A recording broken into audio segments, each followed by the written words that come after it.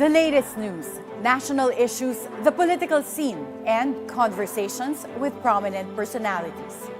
All these firsthand at the forefront.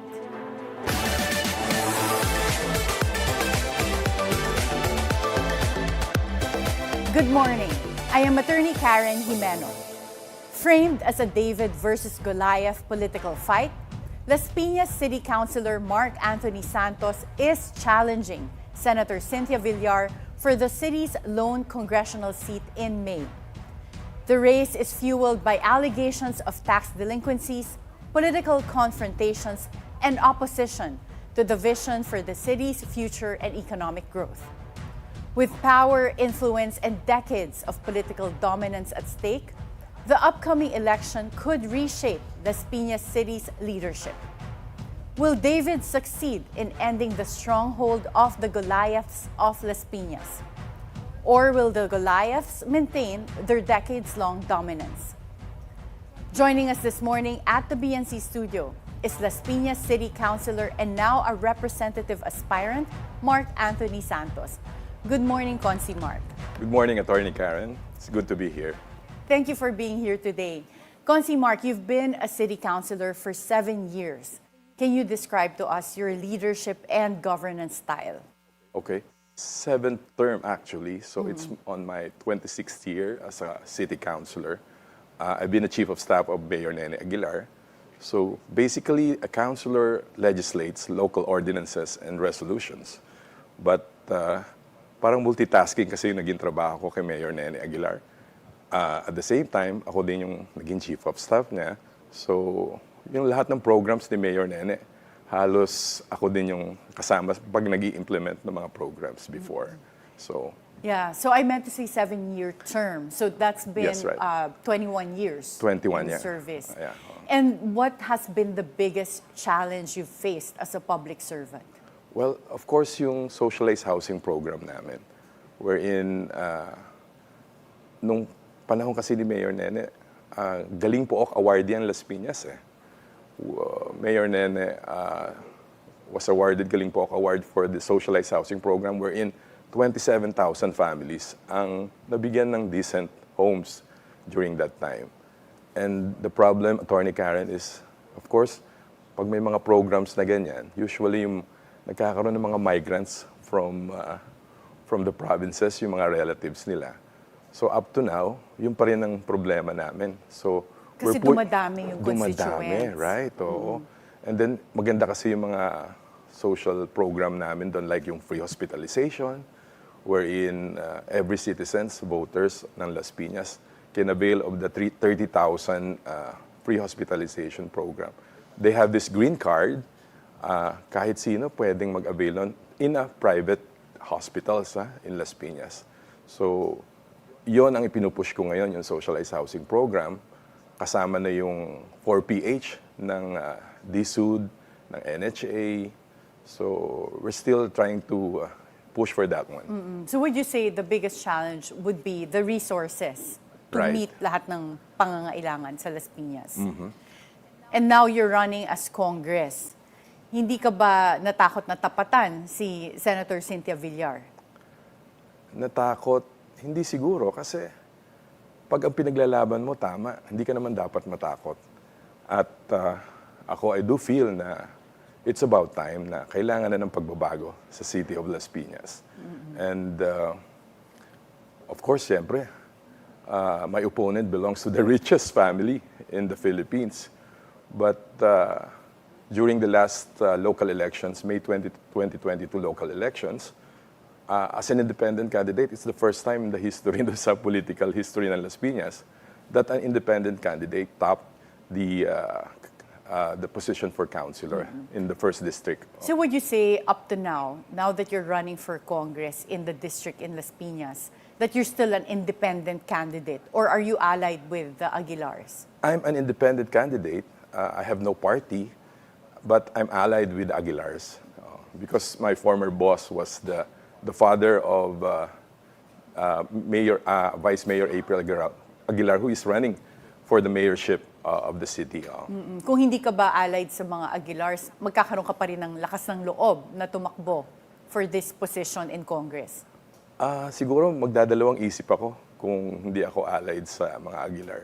Because ang survey kasi showed that yung support kasi doon sa mga programs na ginawa ni Mayor Nene Aguilar, hanggang ngayon, nakabaon pa rin sa mga isip ng tao.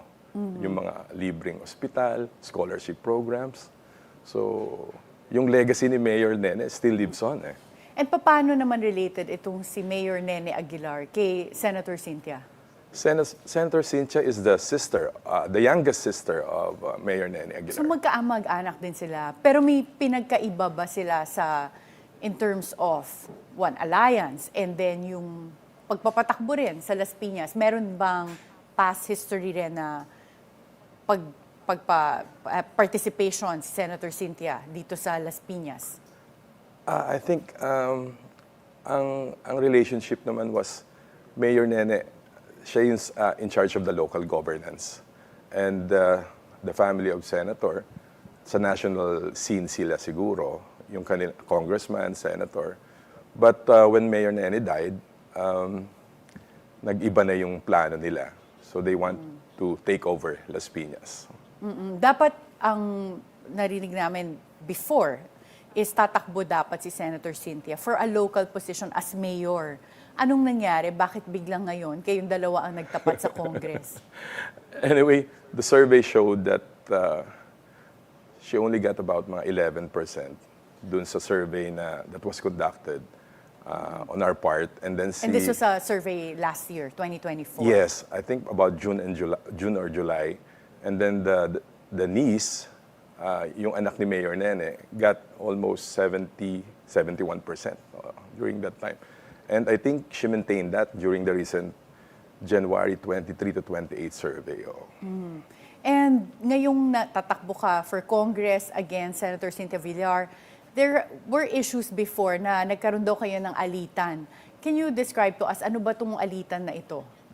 Actually, nagkaroon ng incident sa isang church during a town fiesta concelebrated mass wherein I greeted the senator and I shook her hand and she told me that wag ko na daw siyang kamayan kasi sinisiraan ko daw yung family nila. So, ito ba yung nag-viral video right, last October? Yes, that's right. Yun yung nag-viral video wherein he cussed me dun inside the church. And then, that's it. Because... Did you say cuss? Or, meaning, minura ka sa loob ng simbahan? Sa loob ng simbahan, So the issue, I think, was when I filed my certificate of candidacy sa COMELEC, I showed the tax delinquencies doon sa mga media.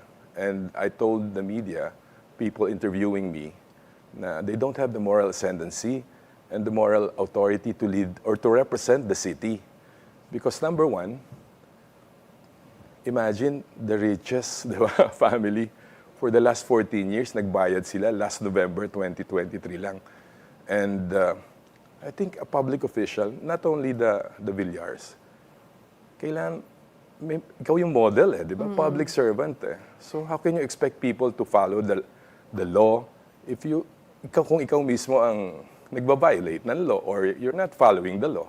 But when you say violate the law, what specifically did they do according to your expose? Like, anong ilang taon na walang tax payments? Ano yung tax delinquencies? According to the reports of the Treasurer's Office, during our budget hearing, kasi I asked, how come yung mga adjoining cities like Parañaque, Pasay, naiwan ng Las Piñas? Kasi... In terms of revenue? Revenue, right.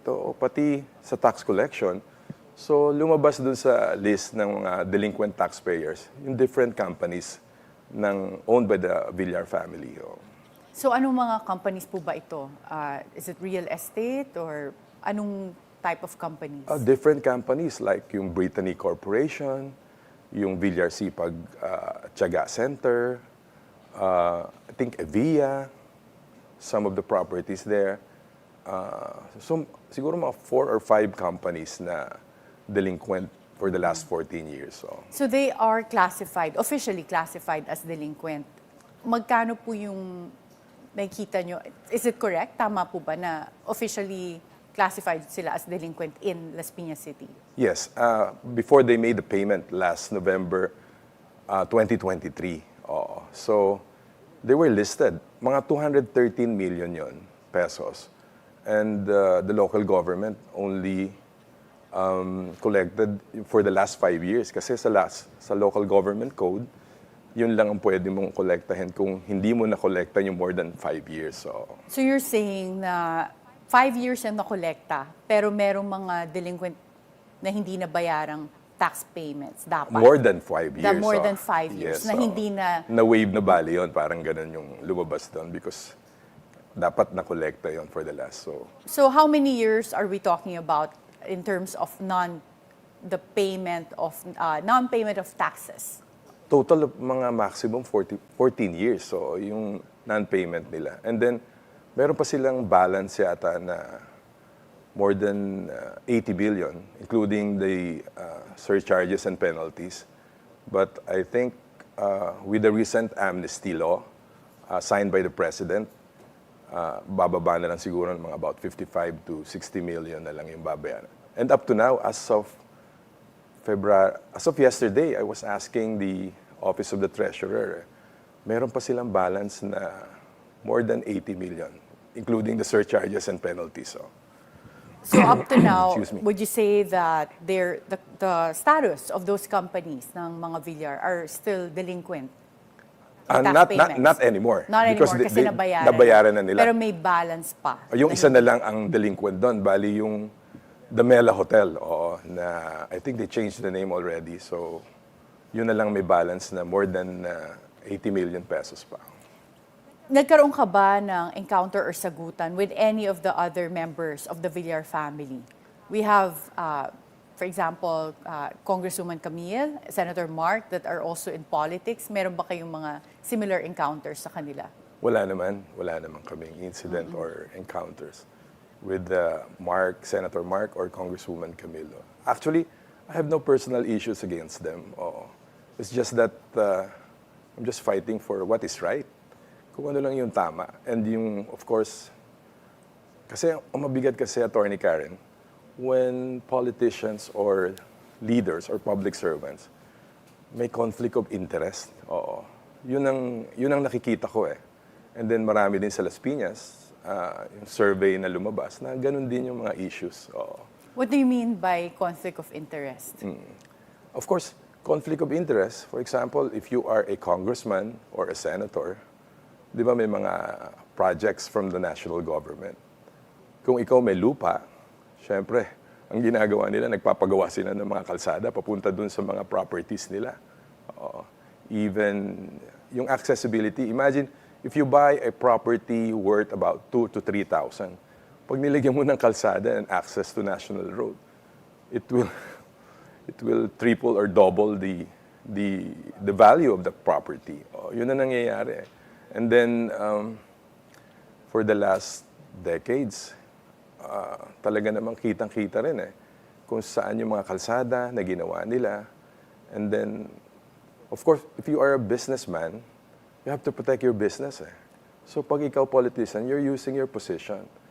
Kaya minsan, nata-turn off yung mga investors sa Las Piñas. It's because ang negosyo ng mga politicians doon, may conflict sa kanila. So hindi sila pumapasok. Yun ang nata-turn off ang mga businessman pag gano'n. Who are you referring to in terms of yung merong negosyo sa Las Piñas na conflict of interest? Of course, definitely ang mga Villars. Oo. May mga malls sila, may mga, madami sila. Of course, all home, all day, di ba? Lahat naman, they have all the businesses there in our city. And then, siyempre, yung land development nila. So, well, what about other types of services? You've been mentioning land, but water, other types of necessary utilities like internet, eto ba meron ding mga issues of conflict of interest? Doon kasi sa Daang Hari Road, which was built by the national government, DPWH project yun. Ang mga utilities hindi makapasok doon sa part dong may mga properties sila doon because hindi pa na-donate sa DPWH yung mga properties. So hindi nakakapasok yung mga public utilities doon. And it's a well-known fact na may mga negosyo sila like the water utilities ng companies nila, yung mga cable TV channels nila, TV and ano. So, walang choice ang tao pag ganun So, will be forced. Yun ang conflict, definitely a conflict of interest. So. But so far, if they are the providers, because sila rin na nakaupo and in a position, kamusta naman yung provision of services? Meron bang problema? When you say may problema, instead na makarating sa tao yung mga services, nalilimit lang. In fact, if you are a senator or congressman, alam naman natin, Atty. Karen, na maraming tulong na nare-request ng mga representatives. Like right now, talagang pag pinag-usapan natin yung mga budget ngayon sa national government, yung General Appropriations Act, may mga medical assistance program, may mga ayuda like yung IX, TUPAD, AKAP. Sometimes, napansin namin na ginagamit talaga sa politika, lalo na ngayon mag-e-election. So, napaka-unfair din doon sa mga tao. But we're trying to resolve those issues. Kasi meron tayong tinatawag ngayon, national law na, yung community-based monitoring system. It's a census doon sa mga families, kung ilan yung member of families, yung trabaho, yung kung kailangan ng tulong, yung may mga sakit. So tingin ko dapat yung mga ayuda will be mandated na dapat yun, na i-based doon sa community-based monitoring system para walang favoritism na or hindi lang pwede sa mga political leaders na ibibigay yung mga ayuda na nanggagaling sa national government. But supposedly, meron ng criteria ang DSWD kung paano ipapamigay itong mga ayuda programs nila. Hindi ba nangyayari yun ngayon? So far, dun nakapending pa sa yung guidelines yata. For example, yung sa AKAP. Kasi yung sa AKAP, hindi lang sa mga indigent families. Ang parang doon sa GAA, yung AKAP is kahit sino pwede mong bigyan basta nangangailangan ng tulong. So, you're not addressing the problem actually of poverty or yung talagang higit na nangangailangan. So, dapat ibe-base mo talaga doon sa listings mo doon sa CBMS program. Hindi nangyayari yan. Up to now, nakapending pa rin yung General Appropriations Act wherein napakalaki ng unprogrammed funds doon. Nakikita mo ba, sabi mo kanina, na nagagamit sa politika, now that we're approaching the elections, nakikita mo ba personally na nagagamit talaga ito in order to gain an advantage in the upcoming elections? Yes. In fact, before ipasa yung General Appropriations Act, about more than a year ago, talagang grabe na yung mga ayuda na pinamimigay. Hindi nga bumabagsak sa local government. Ang National DSWD, which is, of course, it's a well-known fact na talaga naman, yan talaga yung mga allocations ng senators and congressmen, di ba? Kaya nga, ito na yung nakita nila ngayon to take advantage of that fund na, Atty. Karen, kasi nga, it was declared yung PDAF nung araw na, di ba? It's unconstitutional, right? Yeah. So it's the only way na pwede nilang gamitin talaga to exert influence sa mga voters, lalo na sa mga voters. And now let's go back to you and Senator Cynthia Villar. Have you spoken ever since that encounter in the church? After that, wala na kaming communication.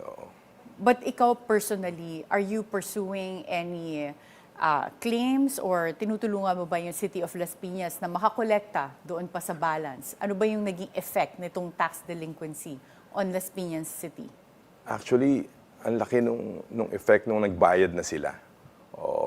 Doon sa 152 million they paid last November 2023, the city government allocated 85 million for land acquisition para sa mga mahihirap na kababayan.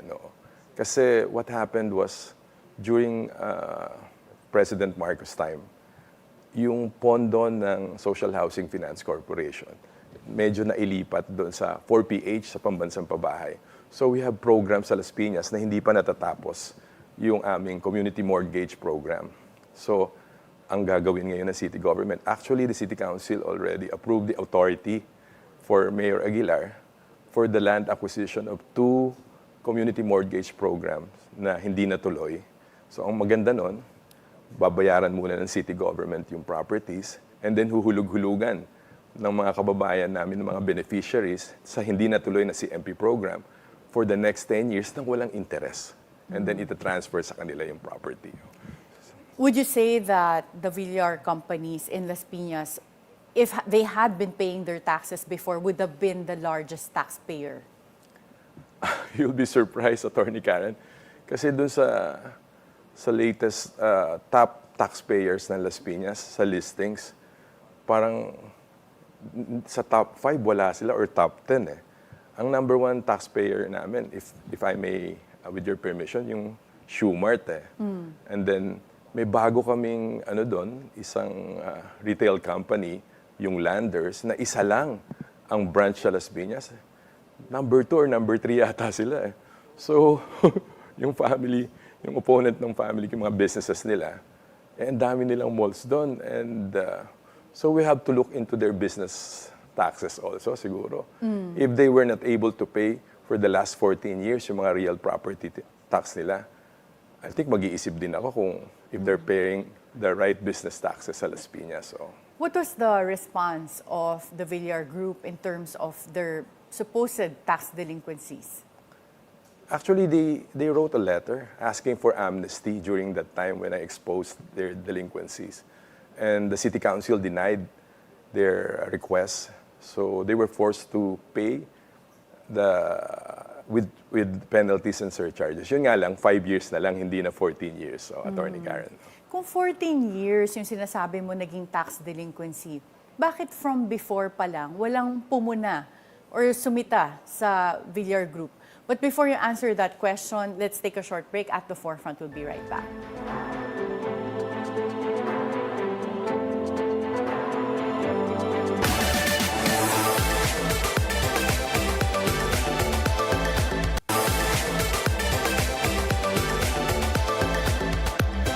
Welcome back at the Forefront. Consi Mark, you're talking about 14 years of tax delinquencies. Bakit walang nakapuna or sumita dito sa Villar Group kung sinasabi mong ganun nakatagal yung tax delinquencies nila sa Las Piñas City? Actually, the record speaks for itself.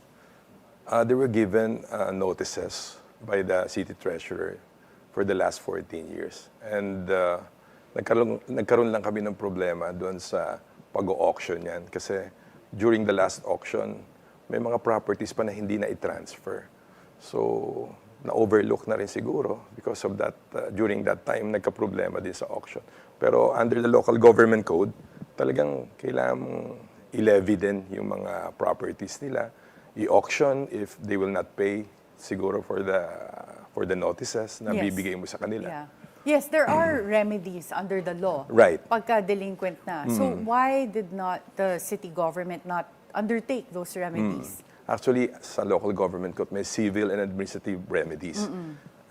Yun nga, I was explaining a while ago na nagkaroon nga kami ng problema during that time. So we have the city assessor's office, kailangan i-review lahat ng mga properties dun sa listing ng assessor's list. So inabot na hanggang ngayon. And then siguro, ang importante rito is nakita na natin yung malaking problema. Of course, imagine, hindi mo naman ma-imagine din talaga na the richest family, di ba? O makikita mo ba yon na gagawin nila yon? Parang hindi naman pwedeng na-overlook mo lang yon or somebody really has to, take responsibility siguro. Well, Senator Cynthia was saying na sinisiraan mo lang yung Villar family. Kung hindi ka ba tumakbo against her, would you have exposed this? Actually, before I filed my certificate of candidacy or after, when I ran as a councilor, yun na talagang parang advocacy ko eh. Kasi it's all about fairness. Diba? If the ordinary citizens are paying religiously, availing of the discounts na 20% discount. Ano naman ang fairness doon? Tsaka yung right mo, di ba? To lead the city. Yun ang pinakamalaking question doon eh. It's not about how rich you are or how powerful you are.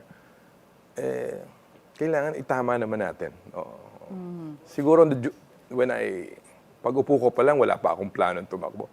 Actually, wala talaga akong planong tumakbo kasi paano mo naman iisipin na pinakamayamang, di ba, pamilya, 2 senador, 1 congresswoman, babanggain mo, di ba? O in layman's term, di ba? Babanggain mo ba sila? Pero siguro, providential na rin to. Yung metaphor nga na David up against Goliath, di ba? Baka magkatotoo, Atty. Karen. So now, let's say, hindi ka manalo sa seat mo in Congress, hindi ka ba natatakot na taga Las Piñas ka and then you'll have Senator Cynthia, baka balikan ka? Actually, wala naman akong kasalanan sa kanila. It's just the issues. I have no personal qualms over that. And alam ko kasi pag tama ka, paglalaban mo eh. Hindi ka naman dapat matakot eh. And dapat, hindi lang naman sa Las Piñas yan. Dapat sa buong bansa, ganyan na din dapat ang mentality natin. Na hindi naman, pag tama ka, ipaglalaban mo, di ba?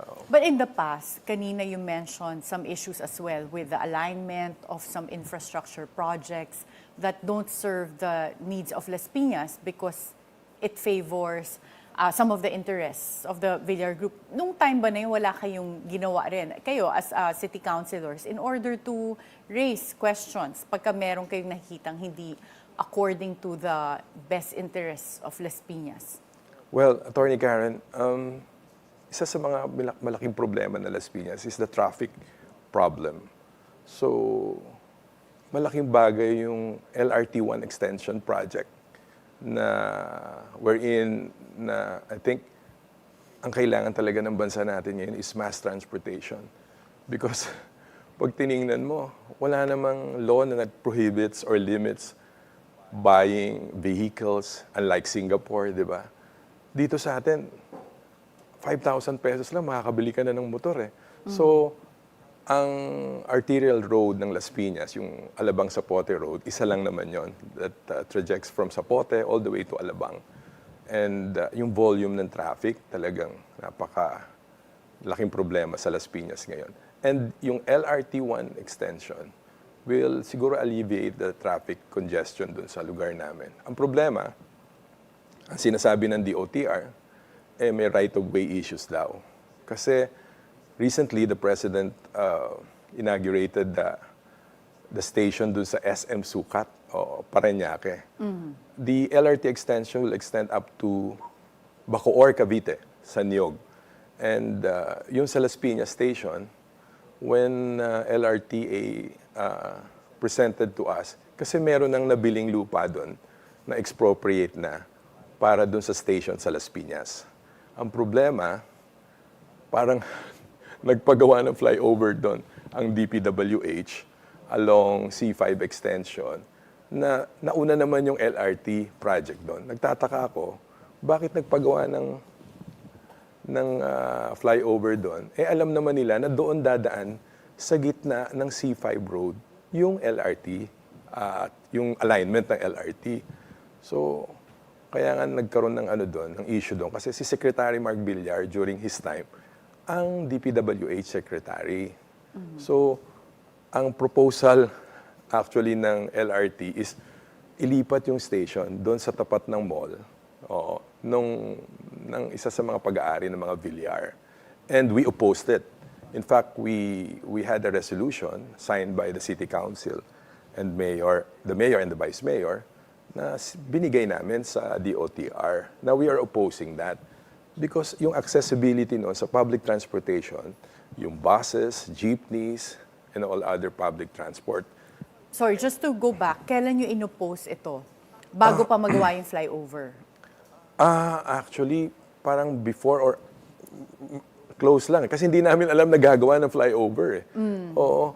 So, ang problema kasi sa Las Piñas, hindi masyado nako-coordinate ng national government sa local government yung mga projects nila. In fact, recently, yung pagpalit ngayon ng station. Kasi I think the government will spend another 1 billion for the realignment Oo. and the relocation of the station. But yung ano ba ang anong bottom line dito? Kung sinabi mo na meron ng na-acquire dapat yung LRTA for the Las Piñas station for the LRT, bakit pinagawa ng flyover ng DPWH at the time that you said was under Secretary Mark Villar?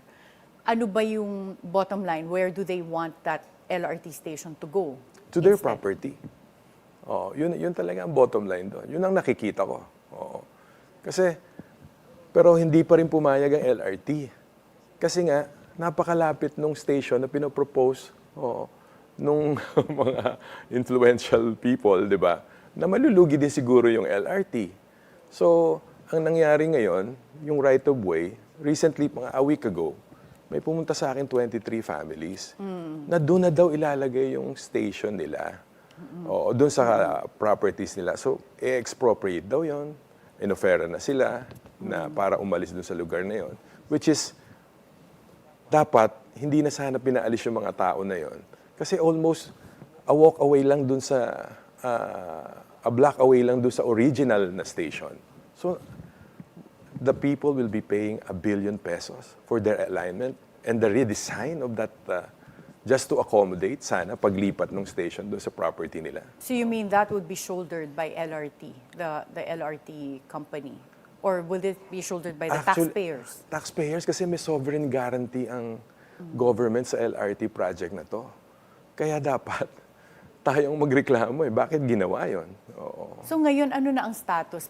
May pag-asa ba na magkaroon ng LRT station sa Las Piñas anytime soon? Kasi yung sa Sukat, at least na-inaugurate na sa Parañaque. What about in Las Piñas?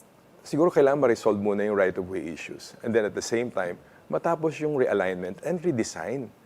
I think it will take time. If you win a seat in Congress, how will you resolve this issue? Definitely. Siguro I'll file a resolution to investigate ano nangyari dito sa project na to and then to avoid another problem pagdating doon sa pagpunta doon sa Cavite Station, sa Niog, Bacoor, Cavite. Kasi ang dami pang properties doon owned by the Villar families. In fact, mayroong mga unsolicited proposal sila na they will build the remaining stations. So, nakita mo agad yung conflict of interest nun di ba? And it's on record, Hindi naman to kwento lang Atty. Karen. And then, naka-black and white to, nag-propose sila, unsolicited proposal, to build the station. Let's go to some of the future projects of Las Piñas. There's a reclamation project that can make a big difference as Las Piñas, and the Supreme Court already ruled that this is allowed. What is this reclamation project about? Actually, it's a joint venture agreement. An unsolicited proposal was proposed by Alltech Construction Company together with the Philippine Reclamation Authority. The city government of Parañaque and Las Piñas signed a joint venture agreement. They will reclaim 635 hectares of the coastal bay of Parañaque and Las Piñas. And originally, ang plan, Atty. Karen, was to transfer yung NAIA doon sa Coastal Bay Reclamation. And Senator Cynthia Villar opposed this project. So he filed a writ of kalikasan sa Supreme Court. And it took us almost 12 or 13 years after the decision, yung final decision, with a majority and in bank resolution ng Supreme Court denying the petition of Senator Villar. So, ang nangyari... But why would she oppose this project? Doon sa mga pleadings niya, doon sa na it will affect daw the Las Piñas Parañaque Wildlife o Wetland Park na mga mangrove areas doon sa along the bay. Pero ang totoo, sabi ng Supreme Court, it can coexist Kasi sa buong mundo, meron ng mga projects like, for example, in Malaysia, meron ng mga ganitong projects na it will coexist. Actually, Atty. Karen, ang problema ngayon, doon sa Las Piñas, Parañaque, Wetland Park, yung mga mangroves doon, may mga migratory birds na nanggagaling from different countries. For example, pag winter time, Yung mga ibon galing Siberia pa, China. Oh, wow. Yes. So meron naman talagang wildlife. But if you're Meron. saying that the Supreme Court said that those can coexist, Coexist, right? what do you think would be really the issue of Senator Cynthia in opposing it? Baka she really believes there's really environmental damage, or are you saying meron bang ibang underlying issue? Of course, ngayon kasi parang mag-iiba na yung plano. They will build siguro a central business district na ang proposal siguro, magiging proposal dun sa project na yon. But of course, land development na naman yon. And Sino ba ang gusto maglagay ng central business district, the city of Las Piñas? yes, oo, yung nagbigay ng unsolicited proposal. May iba na siguro yung plano nun because number one, yung meron na ngayong bagong proposal airport sa Bulacan. So hindi na feasible na maglagay ka pa ng airport doon. So yun ang problema doon. Hindi na matutuloy yung airport. So now that the Supreme Court has ruled that this reclamation project can proceed, what difference can it make to Las Piñas City? Wow. If you talk about the revenues, everybody has gone to the Macapagal Boulevard, di ba? The cities of Parañaque and Pasay. Ang income nila will range from 10 to 15 billion pesos na. Las Piñas this year is only about 4.5 billion pesos ang revenues namin. Sa adjoining cities namin, nakakapagbigay ng mga monthly allowances for public school students, 1,000 pesos a month. The list of senior citizens na nabibigyan ng expanded social pension, malayo. Naiwan ng Las Piñas naiwan. So we need that project. And of course, number one yung employment. If you will go to Macapagal Boulevard, yung mga malalaking malls, hotels, casinos, yun ang bumubuhay talaga. And doon sa mga cities na yan. What is the unemployment rate in Las Piñas City right now? Would you know? Very low ang unemployment rate sa Las Piñas because ang maganda sa Las Piñas, yung mga basic services like yung hospitalization. Marami sa mga employers from different cities in Metro Manila hire employees, workers from Las Piñas. Kaya nga, very low ang unemployment. But of course, kesa naman lumipat pa sa ibang cities yung mga workers namin, why not put up our own diba, central business district? Siguro, yung Macapagal Boulevard, Atty. Karen, not less than 100,000 ang ini-employ ng mga workers. The BPOs, the hotels, the malls, the casinos. And right now, I think, nag-expand pa sila ng marami doon. And kanina you mentioned the relation of Senator Cynthia with former Mayor Nene Aguilar, that they're actually siblings. So, Senator Cynthia is an Aguilar. Bakit sinasabing magtatapat ang Villar at Aguilar sa Las Piñas City in this coming May elections? But before you answer that question, we'll have to take a short break. At the Forefront, we'll be right back.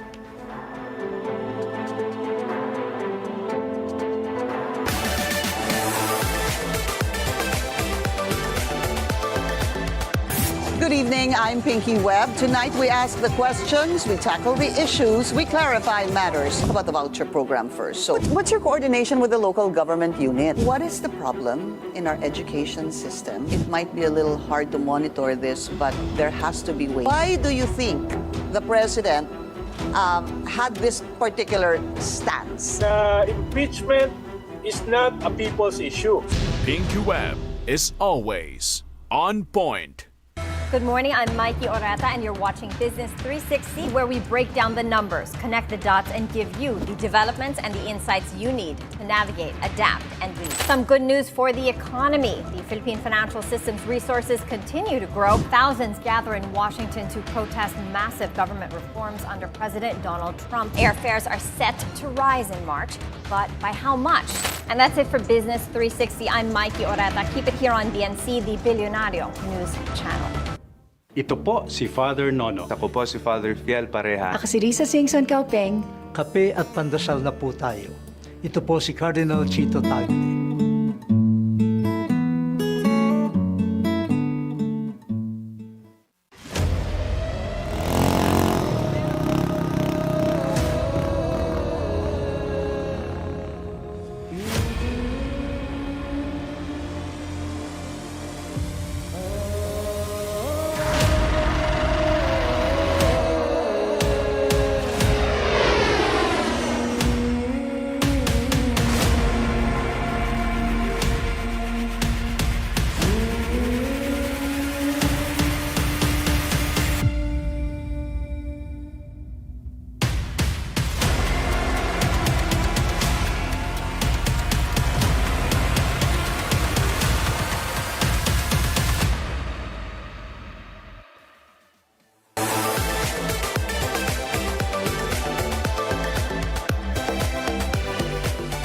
Welcome back at the forefront. Consi Mark, Senator Cynthia is also an Aguilar. Bakit sinasabi niyong magtatapat ang Villar at Aguilar sa Las Piñas City this coming May election? Yes, because Senator Cynthia is running with the nephew who is running for mayor. And doon naman sa part ng Aguilar, I'm running with also the niece naman. So maglalaban yung mag-first cousin. And then I'll be, pati yun sa mga councilors, may mga pamangkin din siya doon. So talagang medyo maglalaban talaga yung Aguilar tsaka Villar. And of course, si Senator yung pinaka-leader nila doon sa group nila. And then sina Mayor naman dito sa our group. Oo. But if they're related, bakit hindi nila nag-usap in terms of yung saan tatakbo, which one, para hindi maglaban? Kasi as far as I'm concerned, may usapan naman nung araw with Mayor Nene na sa local governance, sina Mayor Nene and sina senators sa national positions lang sila. And when Mayor Nene died, so Senator declared na they will take over na dun sa governance ng Las Piñas. So hindi siguro sila nagkasundo. I'm not privy to that. Siguro nagkaroon naman siguro ng talk sila, but I'm not privy to that one. So si April, the vice mayor now, is running for mayor. And then yun naman siguro ang binili ni Mayor Nene sa kanya to continue the legacy and the programs siguro na inumpisahan ni Mayor Nene. Well, you were with Mayor Nene for many years. Bakit ka nag-decide na doon ka papanig sa mga Aguilars considering Mayor Nene is no longer around? Yes. I've personally known them, the family naman. Naging close din naman ako sa kanila. But mas nakita ko talaga yung si Mayor Nene yung talagang, hindi lang naman ako. I think the citizens of Las Piñas, alam nila kung sino si Mayor Nene and si Senator Cynthia.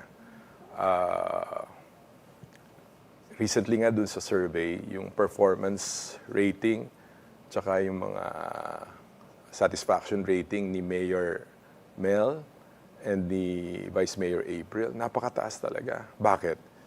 Kasi na-institutionalize yung mga programa sa Las Piñas. Oo. At minahal ng tao si Mayor Nene. So, na-transfer niya din ito doon sa kay Mayor Mel, kay magiging Mayor April. And the people love him talaga. Oo. Kaya ako siguro, sabihin ko, maswerte din ako kasi I was part of that legacy. 1998, I became a councilor. And I was very close to Mayor Nene. And in terms of what you've observed, in terms of leadership style, would you say na mas people person ang mga Aguilar? But even if they're related, they may difference ba? Ang sinasabi nga nila, kasi ako, mas grounded kami ni na Mayor Nene, sa tao. Oo. Pag tinanong mo kasi yung mga taga Las Piñas, di ba? Kung sino ba yung nalalapitan nila, kung may problema sila sa ospital, sa libre living, sa scholarship program. So, local government yun, si Mayor Nene. At naging asset din ni Mayor Nene, yung wife niya, si Mayor Mel. And then now, it's Vice Mayor April. So, tuloy-tuloy yung programa. So, mahirap kasi sa politician pag may disconnect ka sa tao, di ba? Kaya nga public servant dapat eh. Pero pag tuwing eleksyon ka lang makikita, pero pag nangangailangan yung tao, hindi ka nakikita, di ba? Ngayon mo lang, ngayon ka lang sisimula ulit dahil may ayuda. That makes a difference. So, big difference talaga. That's why excuse me, Attorney. Yes, go ahead. Yeah. That's why, nung last 4 surveys, talagang hindi nagbago yung survey ni na Mayor Mel at saka ni Mayor April o ni Vice April. And what about you, since you work with the Aguilars, how are you doing in the surveys? Yeah. During the last June survey, last year, when hindi pa ako nagpo-file ng certificate of candidacy, kasi District 1 lang ako eh. There are 2 legislative districts sa Las Piñas. Sa District 1, since nag-top akong councilor doon, I got 14% overall. And my opponent, Senator Cynthia, doon sa survey, was 62%. Last January 23 to 28 survey, we are statistically tied na. I got a 45% on the survey, and si Senator is 49 with the margin of error plus minus 6 yun. So the survey firms sabi sa akin na statistically tied na kami. And sige, go ahead. So, sige, you can finish your yes, statement. and yung trajectory kasi nung aking survey, so sabi nila, you have a chance of winning the election. No? Hindi ka ba natatakot or na-intimidate sa machinery ng mga Villars?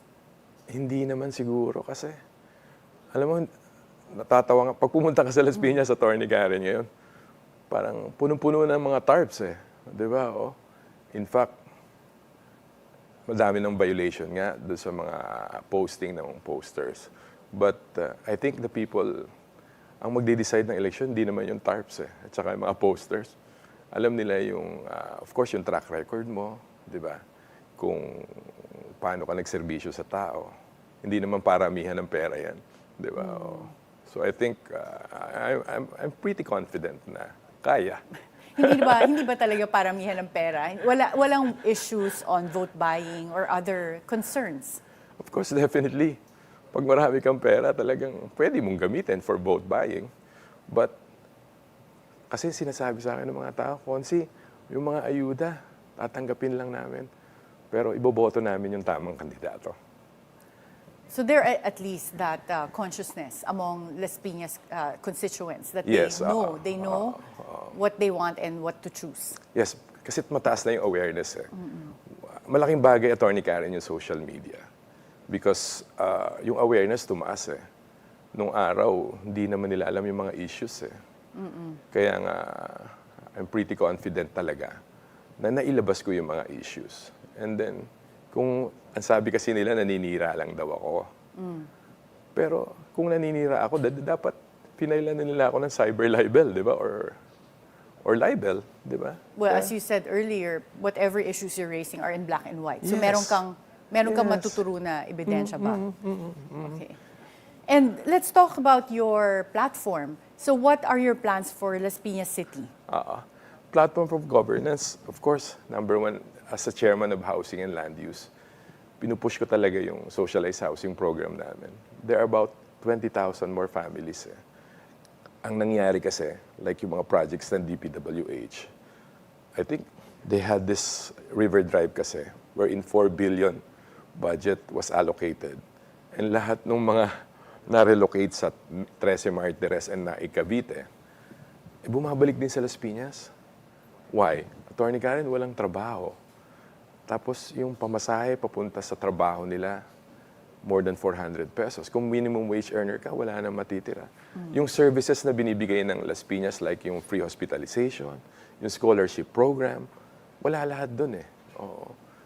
Ang hirap, mahirap. So, ang program ngayon will be in city, relocation, and on-site development. We will still pursue the community mortgage program and the 4PH. We have identified na siguro mga 4 areas na that will, maganda kasi yung programa ngayon sa Pambansang Pabahay Program, Atty. Karen. Ang mag-finance na will be the Home Mutual Development Fund or yung pag-ibig.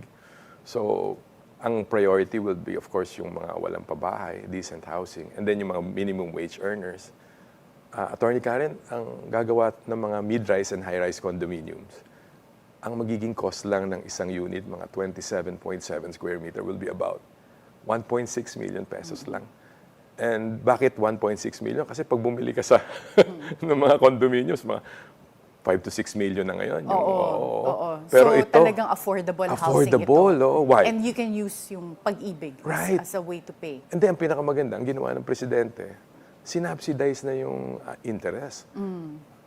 Average siguro mga 6.25 a year per annum, di ba, yung interest mo sa... Ang ginawa ng government, tinanggal yung 5%, 1.25 na lang ang babayaran ng mga beneficiaries. 1.25% a year na. Okay. Oo. Tapos for the next 30 years, pwede mong bayaran. Okay. Oo. So talagang housing is your priority. Right. Oh. And now you've also described yourself as David in this David-vs-Goliath battle for Las Piñas Congressional seat. Sa palagay mo ba may pag-asa si David manalo against a Goliath? With the recent survey, Atty. Karen, I'm confident na kakayanin ko to. Kailangan ma-reach out ko lang yung mga tao and i-deliver yung message sa kanila. And I think less than 80 days. O talagang susuyurin mo talaga o mapakinggan ka ng tao. Pero sabi ko nga, I'll just do my best and God will take care of the rest. Oh, that's very apt and appropriate. Okay. Thank you so much, Consi Mark. We appreciate your time here today. And good luck in the elections. Ay nako, Attorney Karen, maraming salamat. At I was given a chance to be interviewed in your program. Oh. Thank you very much. Oh, you're welcome. Thank you. The upcoming local election in Las Piñas is more than just a political race. It is a battle of principles, governance, and the future of the city. Issues of transparency, development, and leadership integrity are at the heart of the debate, challenging a long-standing system of power in the city. Let the people truthfully speak which path they want to take towards real progress. Be timely informed, be insightful of the news. Always stay at the forefront. Join us again tomorrow for meaningful conversations that would help you form an objective personal opinion. This is Attorney Karen Jimeno. Thank you for spending your hour with us.